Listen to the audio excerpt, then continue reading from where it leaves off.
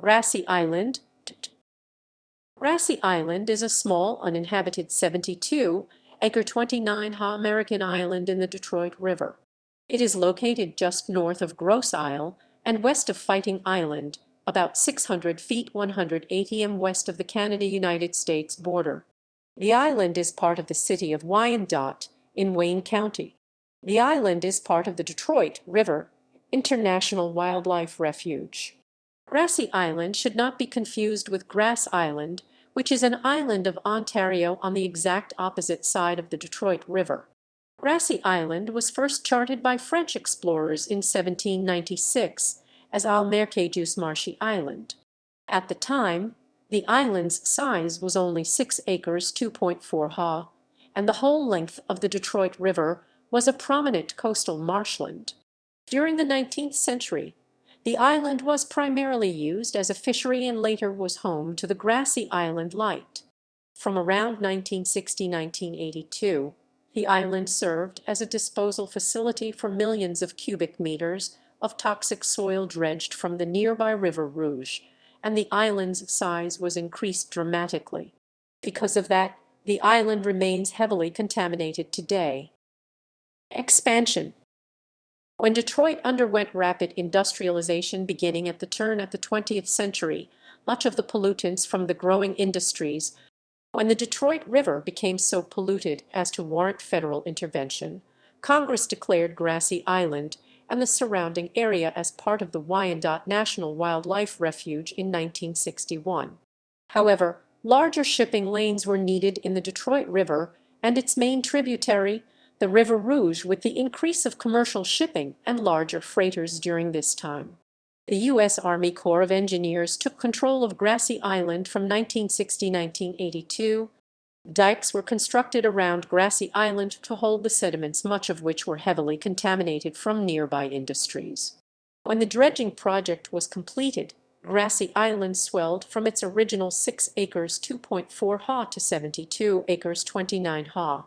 Because of the island's massive expansion, it can be considered an artificial island, as no real remnants of the original island are seen today.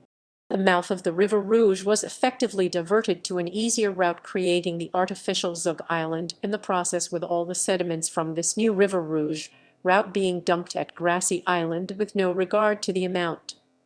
The island now has an unnatural appearance and composition. Its sides are steep earthen dikes used to hold up the island, and this can pose a variety of hazards to those who attempt to dock boats at the shore or walk on the island. Pollution.